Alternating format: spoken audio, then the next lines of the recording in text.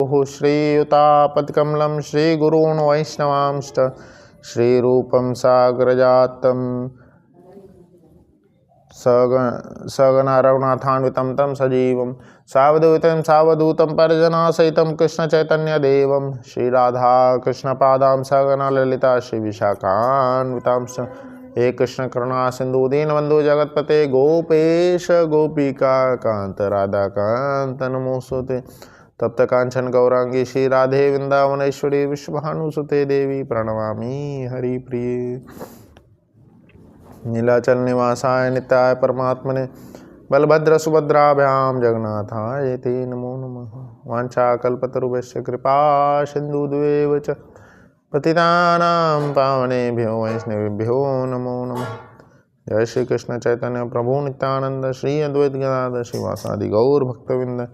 हरे कृष्णा कृष्णा कृष्णा हरे हरे हरे राम राम राम हरे हरे।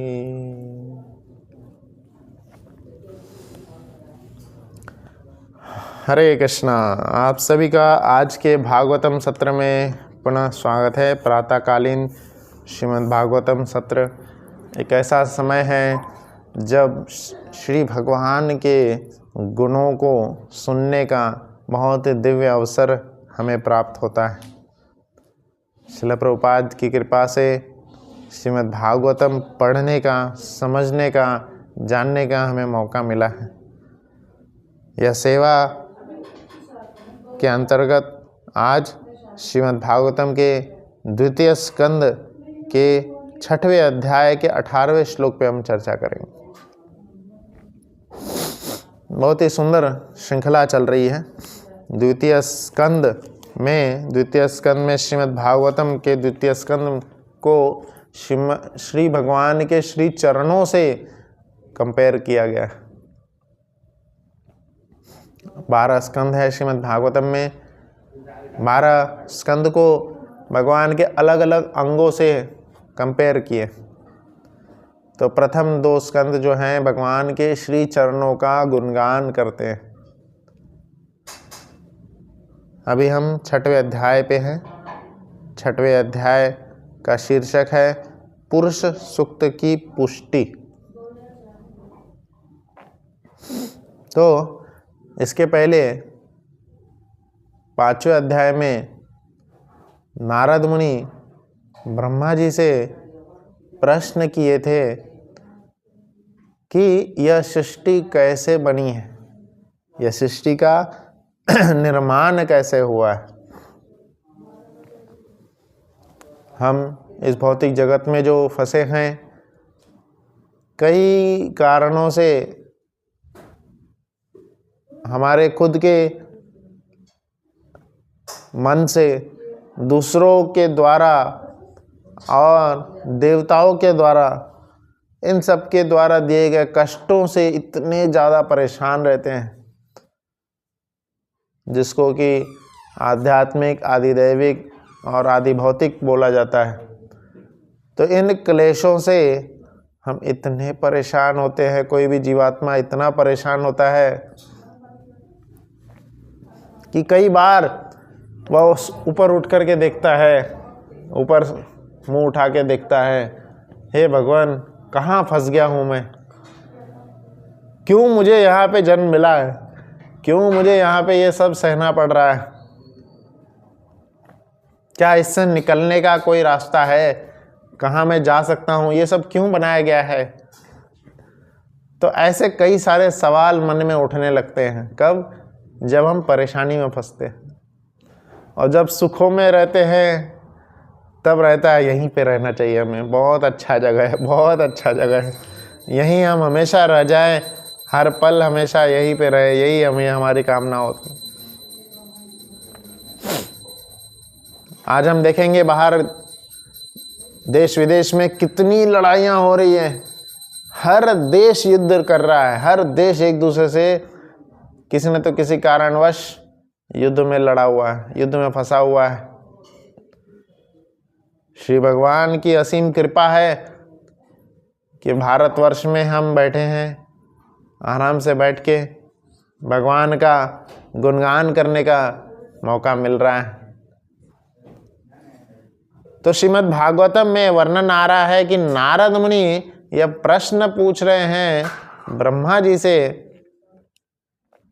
कि यह दुनिया कैसे बनाई, किसने बनाई, क्यों बनाई। बहुत समय पहले एक गीत भी आया था जिसमें बोल रहे थे, गा रहे थे, दुनिया बनाने वाले क्या सुंदर, क्या तूने दुनिया बनाई। तो ऐसा ही गीत था, उसमें बहुत पुराने समय का गीत है। तो यह श्लोक जो बताया जा रहा है, इस श्लोक की श्रृंखला, ये श्लोक उसी श्रृंखला में है कि इस श्लोक में बेसिकली 4 पॉइंट पे चर्चा की गई। ध्यान से सुनना है ये 4 पॉइंट। स अमृतस्य अभयस्य ईशः, यह श्लोक के स्टार्टिंग में बोले हैं सह अमृतस्य अभयस्य। सह मतलब वे भगवान, वह कौन, भगवान। ब्रह्मा जी बोल रहे हैं नारद मुनि को, वह कौन, भगवान। अमृतस्य, अमर। पहले तो भगवान के गुणों के बारे में बता रहे हैं। 4 पॉइंट बताया था, तो पहला पॉइंट क्या है, भगवान के गुण बताया गया है। 2 गुण है, अमृतस्य, अमरता है, और अभयस्य, किसी से भयभीत नहीं है, निर्भय है। और ये दोनों होने के कारण उनका रोल क्या है, दूसरा पॉइंट। पहला गुण बताया गया है, दूसरा रोल बताया गया है। उनका कार्य क्या है, ईशः। ईश का अर्थ होता है नियंत्रण करने वाला। जय श्री जगन्नाथ बलदेव सुभद्रा महारानी की जय, श्री श्री गौर निताय लक्ष्मी नरसिंह की जय। तो ईश का अर्थ होता है नियंत्रण करने वाला, नियंता। तो उनका रोल क्या है, नियंत्रण करते हैं वह, और नियंता है। तो और तीसरा यहाँ पे बताया है महिमैष ततो ब्रह्मन्। तो उनका यश या उनका जो ग्लोरीज है,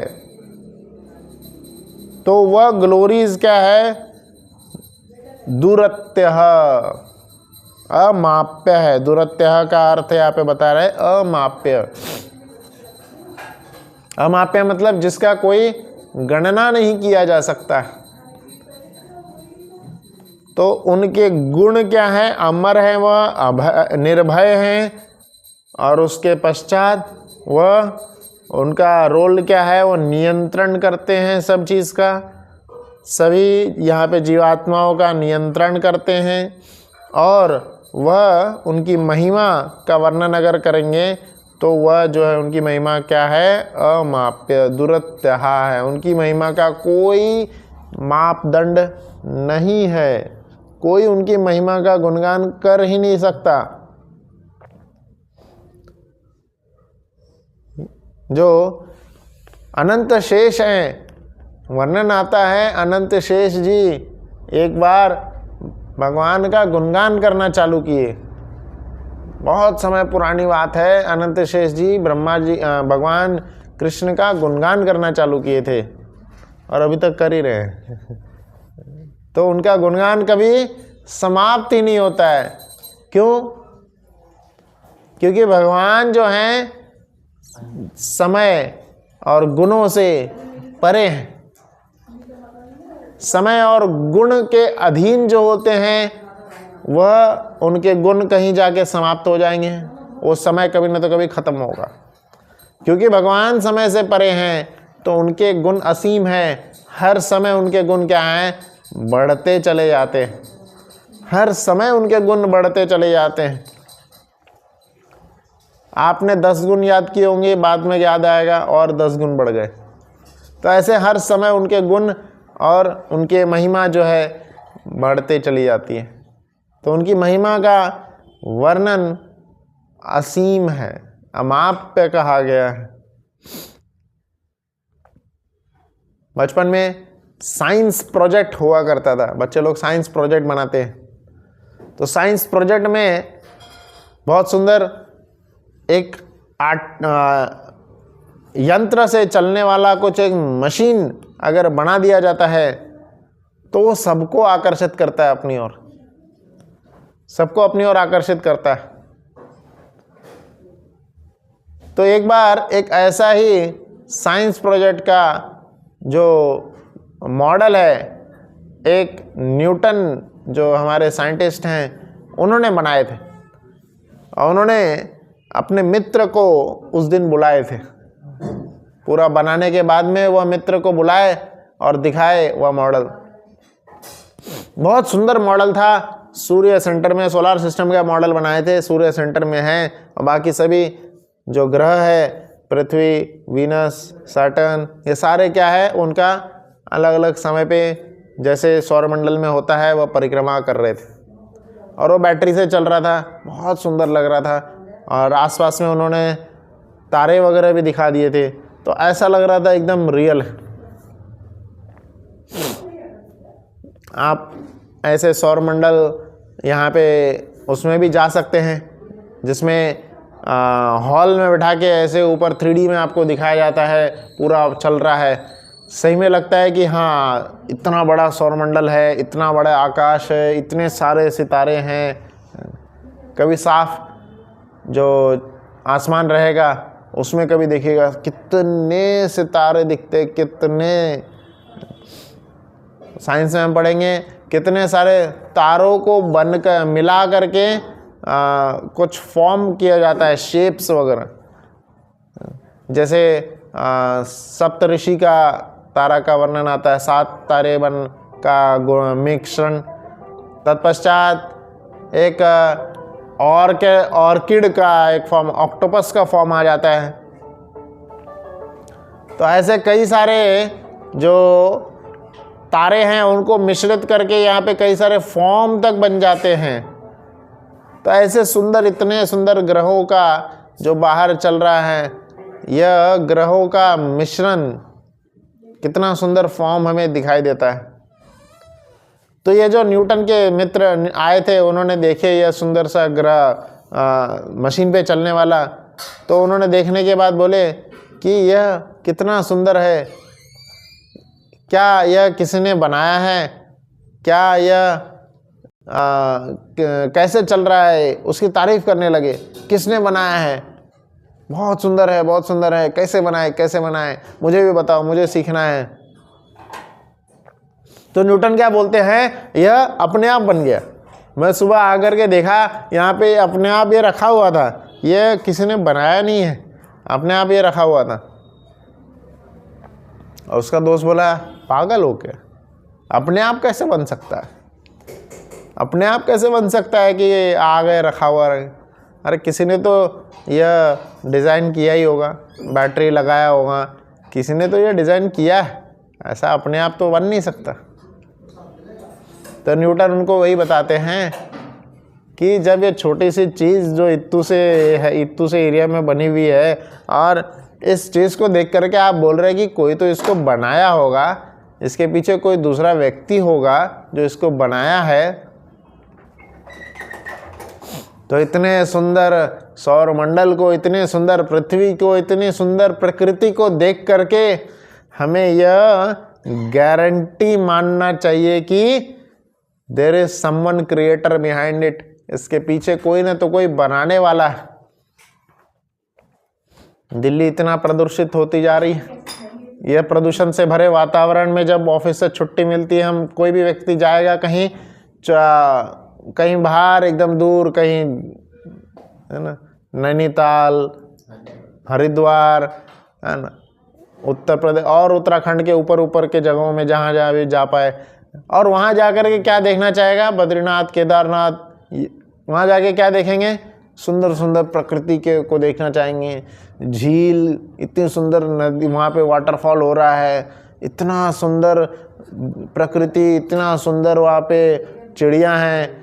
लोग जंगलों में जा कर के बहुत सुंदर क्वालिटी का कैमरा लेके जाते हैं और वहाँ पे पेड़ के पत्तों को, आवाज़ को रिकॉर्ड करते हैं, पक्षियों के आवाज़ को रिकॉर्ड करते हैं। एक से एक जो वाटरफॉल है उनका आवाज़ को रिकॉर्ड करते हैं, उनको देखते हैं, उनको आश्चर्यचकित रहते हैं। वहाँ चट्टान पे बैठ करके इतने सुंदर दृश्य का आनंद लेते हैं, रिवर राफ्टिंग करते हैं, और ऊपर से फिर बलून के ज़रिए फिर ऊपर घूमेंगे। पूरी प्रकृति में यह घूमने का फिरने का आनंद लेते हैं। तो यह सब आनंद लेते लेते हमें क्या लगता है कि ये अपने आप आया है। बिग बैंग थियरी चला रहे हैं लोग। बिग बैंग थियरी बोलते हैं कि यह एक एक्सप्लोजन हुआ किसी समय और अपने आप आ गया ये सारा। कोई भी चीज़ का जब एक्सप्लोजन होगा, टूटेगा, तो वह डिस्ट्रक्शन का कारण बनती है, ना कि क्रिएशन का। वह नाश का कारण बनता है, ना कि कुछ उससे नया चीज़ बनेगा। और जब इतनी सुंदर प्रकृति को हम देखते हैं, और सुंदर तो है ही, और समय पे सब चल रहा है, समय पे सूर्य उदय हो रही है, समय पे जो क्लाइमेट है वो चेंज होते जा रहा है। आप कितने सालों से देखते आ रहे हैं, नवंबर दिसंबर में ठंडी आती ही है। ऐसा नहीं कभी कंफ्यूजन हो जाएगा नवंबर दिसंबर में गर्मी का समय चल रहा है। तो यह एकदम समय पे सब कुछ चलते रहता है। तो कौन कर रहा है ये सब? इसके पीछे हमें जाकर ध्यान देना चाहिए, कौन कर रहा है। There is some master mind behind it. कोई तो ऐसा है जो कि बहुत अच्छे से बैठ करके ये सबको प्लान कर रहे हैं, बहुत ही अच्छे से बैठ करके ये सबको दिशा निर्देश दे रहे हैं, और किसी या दिशा निर्देश नहीं दे रहे होंगे, किसी के प्रेजेंस में यह हो रहा होगा। और वह श्लोक और उसका जो सीना ठोक के कोई है जो उसको बोल रहा है कि हाँ मेरे गाइडेंस में हो रहा है, वह कौन है? कुरुक्षेत्र के युद्ध में परम भगवान श्री कृष्ण ने अर्जुन को बताए हैं, मयाध्यक्षेण प्रकृति सूयते सचराचरः हेतुनानेन कौन्तेय जगद विपरिवर्तते। तो ये सारी प्रकृति में आप जो भी सुंदरता देखते हैं, जो भी नियमित रूप से होने वाले कार्य को देखते हैं, जो भी चीज को देखते हैं, मया अध्यक्षेण प्रकृति ही। कृष्ण बोल रहे हैं कि कृष्ण की अध्यक्षता में यह पूरी प्रकृति कार्य कर रही है। प्रकृति में जितने भी चीज हैं, जितने भी सुंदरता है, जितनी भी नियमितता है, जितनी भी आश्चर्यजनक चीजें हैं, सब भगवान की अध्यक्षता में कार्य हो रहे हैं। यह पूरी पृथ्वी को में जितने भी ऐसी पृथ्वी नहीं, ऐसे जितने भी ग्रह हैं, ऐसे अनेकों ग्रह एक सौरमंडल में रहते हैं। एक सौरमंडल में ऐसे अनेकों सौरमंडल एक गैलेक्सी में रहते हैं, और ऐसे अनेकों गैलेक्सी को एक एक बीज के जैसा कंपेयर किया गया है। वही यहाँ पे लिखे हैं कि श्री चैतन्य चैतामृत में श्री भगवान की बहिरंगा शक्ति के समस्त ब्रह्मांडों की तुलना बाल्टी भर सरसों के बीजों से की गई है। एक बाल्टी में अगर सरसों के बीज हम डाल देंगे, भर भर के डाल देंगे, पूरा यहाँ तक भर जाएगा, तो कितने सारे सरसों के बीज हैं उसमें, है ना। तो इतने जितना भी यहाँ पे ब्रह्मांड है ना, सारे ब्रह्मांडों की तुलना सरसों के बीज से की गई है। सरसों का प्रत्येक बीज अपने आप में एक एक ब्रह्मांड जैसा है। एक इनमें से एक ब्रह्मांड में, जिसमें हम सभी अभी रह रहे हैं, ग्रहों की संख्या की गणना कर पाना बहुत मुश्किल है, बहुत मुश्किल है। साइंटिस्ट अभी इसी 8 ग्रह में ही फंसे हैं, मरकरी, वीनस, जुपिटर, सैटर्न, इसी 8, नेपच्यून, यूरानस, इसी सब 8 ग्रह। पहले 9 बोलते थे, बाद में पता चला कि अरे नहीं, हम जिसको ग्रह डिफाइन कर रहे हैं उस डेफिनेशन में प्लूटो नहीं आ रहा है। तो साइंटिस्ट ने बोले सॉरी गलती हो गई, प्लूटो ना ग्रह नहीं है, कुछ तो और होगा, उसको हम बाद में बताएंगे क्या है वो। तो ऐसे कन्फ्यूजन्स साइंटिस्ट के मन में हो सकते हैं, क्योंकि वो एक डेफिनेशन दे रहे हैं। भगवान सऐक्षितः, भगवान के देखने मात्र से क्रिएशन होता है, उनको कोई डेफिनेशन देने की जरूरत नहीं है। उनकी एनर्जीज है, कई सारी एनर्जीज है, वह डेफिनेशन देती है, वह कार्यान्वित होती है, वह क्रियाशील होती है।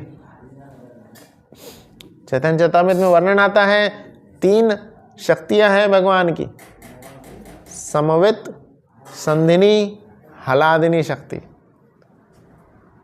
तो अलग अलग डिपार्टमेंट दिए गए हैं, समवेत शक्ति, संधिनी शक्ति, हलादिनी शक्ति। भगवान को आनंद देने वाली शक्ति का वर्णन किया जाता है, उसका क्या नाम है? हलादिनी शक्ति।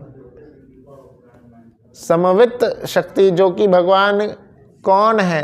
भगवान के ऐश्वर्य को बनाए रखने वाली शक्ति है, वो ऐश्वर्य को बनाए रखती है, और उस ऐश्वर्य में यह सब आता है।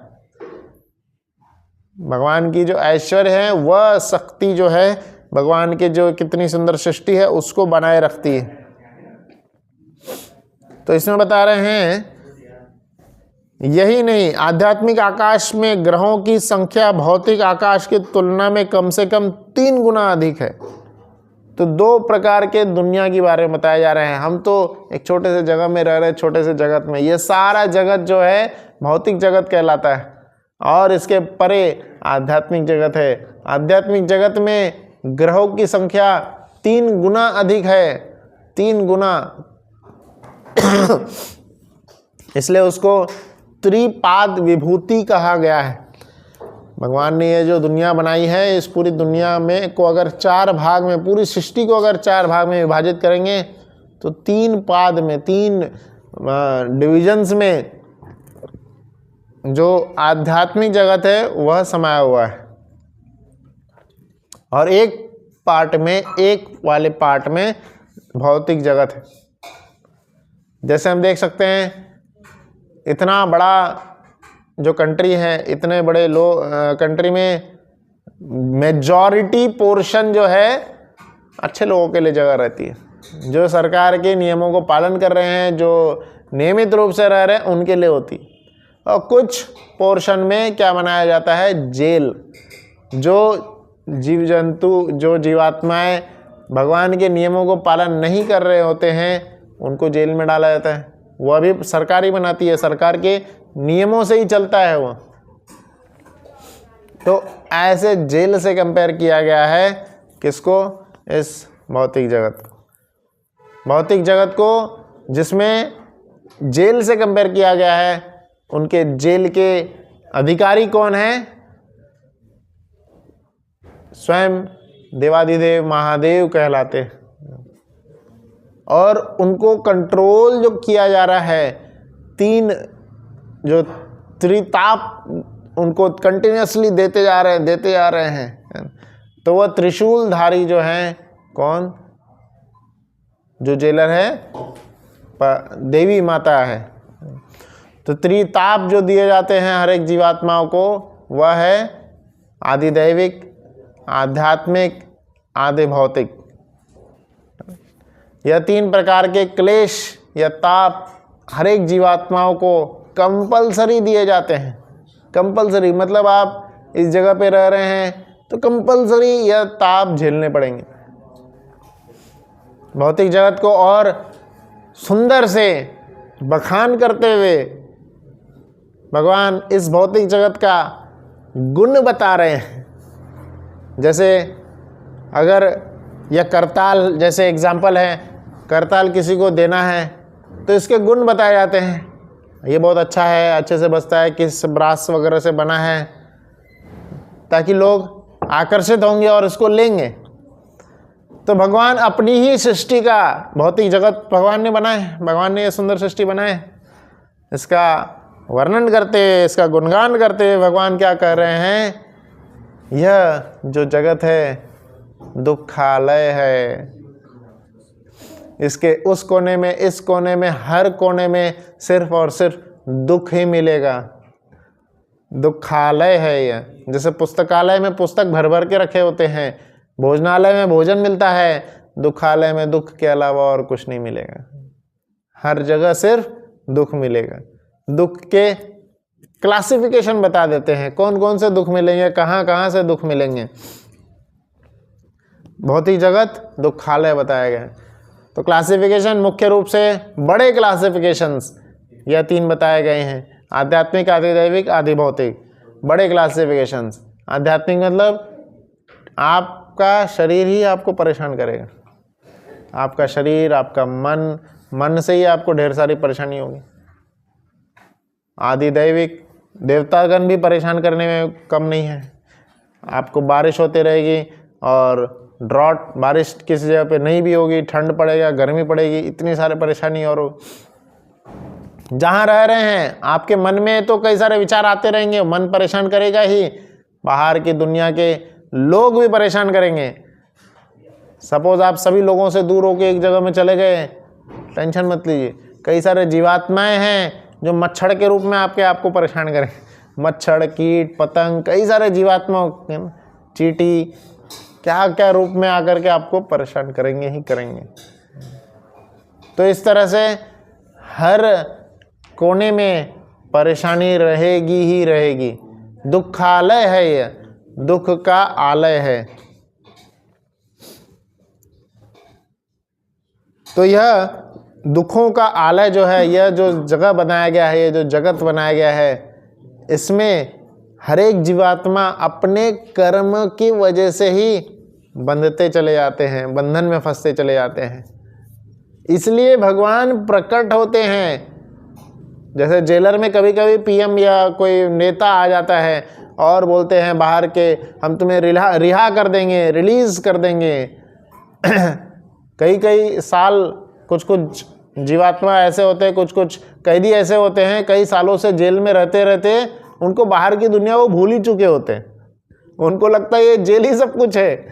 सुबह उठेंगे और जेल में अपने आप को, कई सीनियर कैदी हो जाने के बाद, सीनियर कैदी होने के बाद उनको कई सारे फैसिलिटीज़ मिलने लगती है, कई सारे फैसिलिटीज़ मिलने लगती है। वहाँ के जो चौकीदार हैं वो उनसे डरते हैं, उन पर वो धौंस जमाने लगते हैं। तो उनको क्या लगता है, हाँ मेरी पहुँच एकदम जेलर तक मेरी पहुँच है, जेल के सब कानून मैं चलाता हूँ। तो इस तरह से वो जेल में ही है, पर जेल में भी अपने ईगो को बना के ऐसे रहने लगते हैं कि हाँ वो जेल में भी बादशाह के जैसा रह रहा है, उसके कहने पे हो जाता है, ये हो जाता है। उसके जेलर में 2-3 लोग उसका कुछ पैर वैर दबा देते हैं, तो उसको लगने लगता है कि हाँ बहुत अच्छा है। या जेल में कई सारे डिविजन्स होते हैं, एकदम 3rd क्लास का जेल, 2nd क्लास का जेल, 1st क्लास का जेल। तो उसके अच्छे कार्यों से वजह से कभी कभी उसको प्रमोशन होकर 1st क्लास के जेल में मिल जाता है। पर अगर आपके पैरों को लोहे के जंजीर से बांधा जाए, या सिल्वर के जंजीरों से बांधा जाए, या सोने के जंजीरों से बांधा जाए, या डायमंड के जंजीरों से बांधा जाए, तो कौन से जंजीर से आप बंधना चाहेंगे? तो कोई भी बुद्धिमान व्यक्ति बोलेगा मुझे किसी जंजीर से नहीं बंधना है, फ्री रहना है, इस जेल से निकलना है, जंजीरों से बंधना नहीं है। 3rd class jail, 2nd class jail, 1st class, कोई भी जेल नहीं चाहिए, मुझे बाहर जाना है। तो बाहर से कोई व्यक्ति आएगा और बताएगा कि हाँ बाहर की दुनिया भी है, बाहर की दुनिया इतनी अच्छी है, हम आपको रिहा कर देंगे, आपको रिहा होने का तरीका है यह है। तो वह कौन आते हैं? श्री भगवान आकर के बताते हैं। मैं यहाँ पे बता रहे भगवद गीता के 8वें अध्याय के 16वें श्लोक में, आ ब्रह्मा भुवना लोका पुनरावर्तिना अर्जुन मामुपेत तु कौन्तेय पुनर्जन्म न विद्यते। तो यहाँ पे बता रहे हैं इस जगत में सर्वोच्च लोक से लेकर निम्नतम सारे लोक दुखों के घर हैं, दुखों के घर हैं, जहाँ जन्म तथा मरण का चक्कर लगा रहता है। किंतु हे कुंती पुत्र, जो मेरा धाम है, वह जो मेरे धाम को प्राप्त हो जाता है, वह फिर कभी जन्म नहीं लेता। कई सारे श्लोकों में भगवान अपने धाम की चर्चा कर रहे हैं। तो उनमें से यह एक श्लोक है जिसमें बता रहे हैं, चाहे आप 3rd क्लास जेल में जाओ या 2nd क्लास या 1st क्लास, किसी भी जेल में जाओ, दुखों का श्रृंखला बढ़ते ही रहेगा हमेशा, कभी घटेगा नहीं।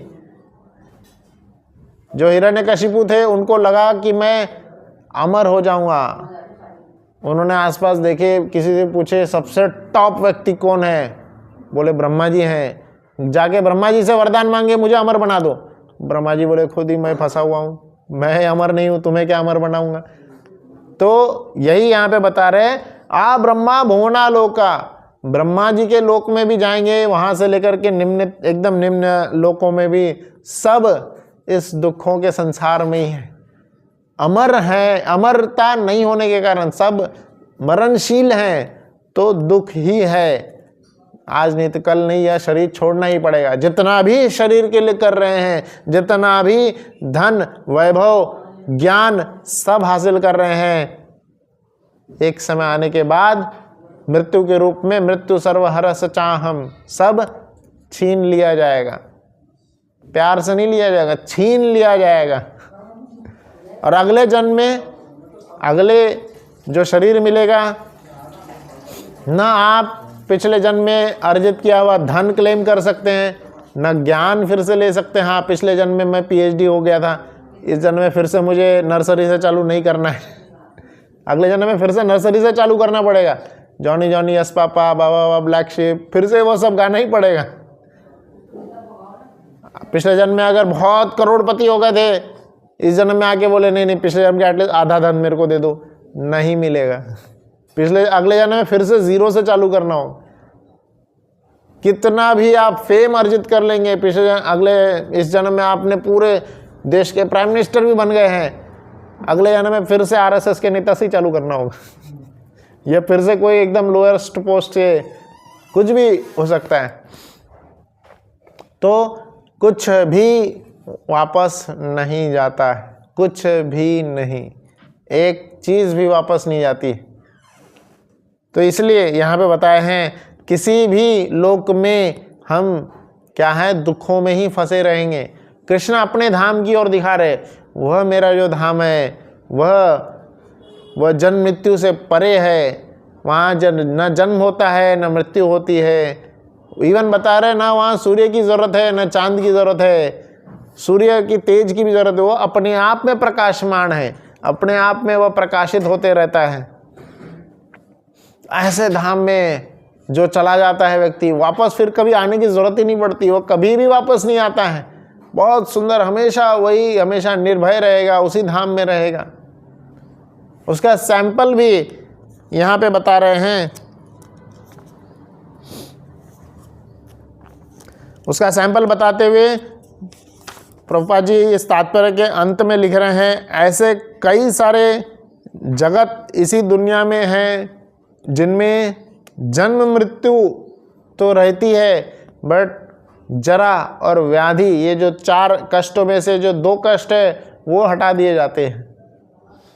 तो जैसे स्वर्ग लोक में या आगे ऊपर के लोक में जरा नहीं होती, कोई बूढ़ा नहीं होता वहाँ पे, किसी प्रकार का बुढ़ापा नहीं, किसी प्रकार का बीमारी नहीं, जरा भी जरा नहीं है। हाँ, तो इस प्रकार के व्याधि जो है वहाँ से हटा दिए जाते हैं, पर जन्म और मृत्यु तो रहेगी।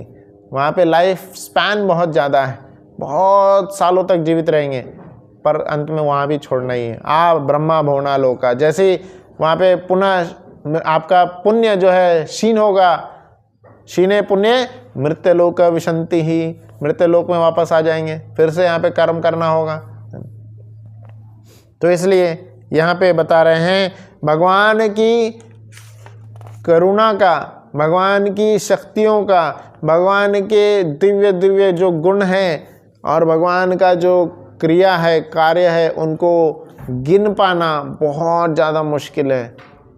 भगवान की शक्तियों का गुणगान ना हम कर सकते हैं, और सिर्फ हम उनको देखकर आश्चर्यचकित हो सकते हैं, और सिर्फ उन पे एक ही याचना कर सकते हैं, जो प्रार्थना भी आचार्यगण हमें सिखाए हैं, जगन्नाथ स्वामी नयन पथगामी भव तुम्हें। हे जगन्नाथ जी, आप बहुत महान हैं, आपकी सृष्टि इतनी महान है, आप हमेशा मेरे नयन में बने रहिए, मेरे स्मरण में बने रहिए। आचार्यगण यही 2 प्रार्थना बताए हैं।